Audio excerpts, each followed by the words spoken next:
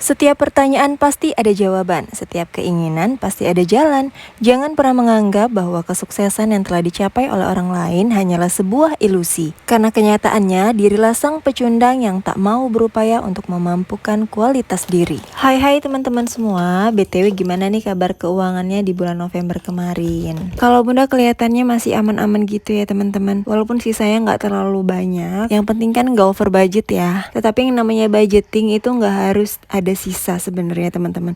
Udah cukup, udah on track aja itu udah bagus banget.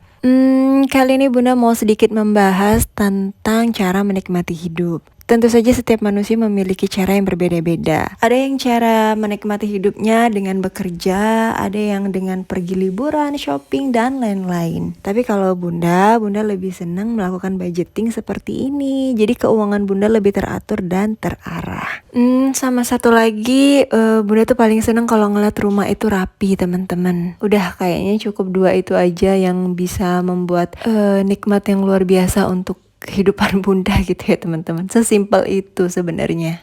Nah ini setelah bunda hitung-hitung untuk sisa anggaran di bulan November itu ada 41.000 teman-teman. Lumayan ya, bisa nambah-nambahin tabungan yang ada di binder sinking funds dan uang receh. Nah biasanya bunda itu kalau untuk uang receh bunda gunakan untuk membayar parkir ya teman-teman.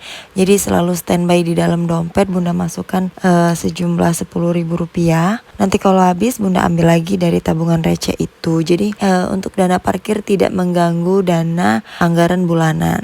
Dan kalau biasanya teman-teman melihat uang 2.000 dan 5.000 itu masuknya ke uang sakunya Mas Raka, kali ini bunda rubah menjadi saving challenge 2.000 dan 5.000 rupiah teman-teman. Jadi di dalam binder pink ini ada dua kategori yang bunda hilangkan, yaitu yang pertama ada dana darurat, yang kedua adalah tabungan ruko. Alasannya karena dana darurat sudah bunda pindahkan full dari gaji pak suami, bunda transfer ke rekening khusus untuk dana darurat. Jadi yang awalnya tabungan dari gaji pak suami itu bunda bagi menjadi 4 macam, sekarang hanya 1 macam, yaitu dana darurat.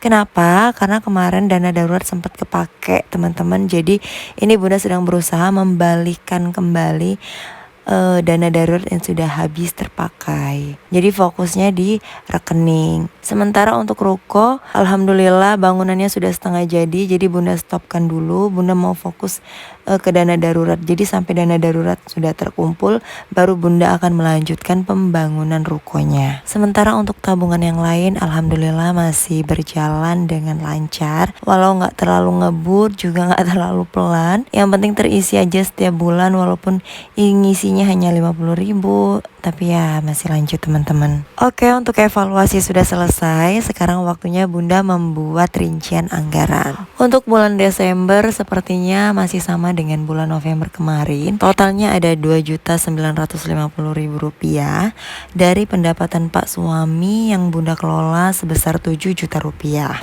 Pendapatan yang besar bukan berarti kita bisa melebih-lebihkan pengeluaran kita setiap bulan ya teman-teman. Sesekali boleh, tapi kalau mau setiap bulan harus dihabiskan pendapatan kita, menurut bunda itu sayang banget. Selagi masih bisa berhemat, kenapa harus boros? Tapi jangan juga terlalu menyiksa diri ya. Silakan belanjakan uang teman-teman semua, tetapi harus tetap dalam kontrol kita.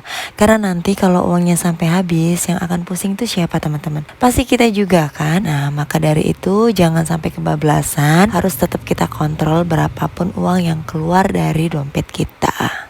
Oke, untuk income istri ada dekorasi dan Shopee. Jumlahnya berapa tidak bunda tulis karena tidak pernah pasti pendapatannya ya teman-teman. Terus untuk saving juga hanya dana darurat.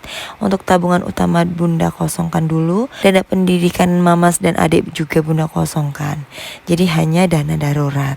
Pokoknya sampai dana darurat terkumpul kembali, barulah bunda akan melanjutkan tabungan pendidikan anak-anak. Dan setelah itu bunda akan melanjutkan juga tabungan utama. Ini khusus dari gaji pak suami ya teman-teman. Kalau yang sinking fund itu pendapatan dari bunda plus uang dari sisa anggaran bulanan.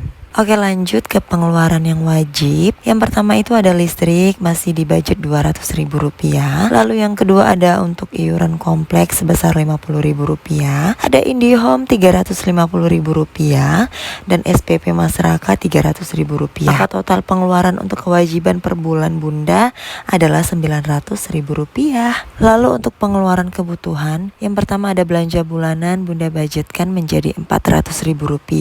Yang kedua belanja mingguan sebesar Rp500.000. Dan yang ketiga ada beras dan gas sebesar Rp150.000.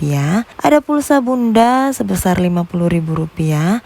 Ada BBM untuk Bunda sebesar Rp150.000. Ini kendaraannya motor ya teman-teman. Lalu untuk jajan Rp150.000. Untuk kebutuhan masyarakat ada uang sakunya Rp150.000. Susu formula Ade Adnan sebesar Rp300.000. Popok Rp100.000 dan dana tak terduga Rp100.000. Nah, setelah selesai membuat anggaran bulanan, sekarang waktunya kita memasukkan uang ke dompet pintar atau dompet keuangan untuk anggaran bulanan kita. Oh iya, mungkin ada teman-teman yang belum sempat nonton video-video Bunda yang lain. Jadi di sini Bunda mau menjelaskan kenapa tidak ada anggaran untuk pegangan Pak Suami. Jadi Pak Suami itu sudah punya uang pegangan sendiri ya teman-teman dari hasil lemburan beliau. Makanya untuk anggaran ini Bunda lebih ke pegangan Bunda sendiri dan anak-anak. Oke teman-teman, sampai di sini dulu video Bunda. Bunda mohon maaf jika videonya kurang jelas atau penjelasannya kurang jelas. Ini karena Bunda sekarang sedang mengalami batuk teman-teman. Jadi agak sedikit tersendak-sendak gitu dan kurang fokus juga. Semoga video ini bermanfaat untuk teman-teman semua. Sampai jumpa di video selanjutnya.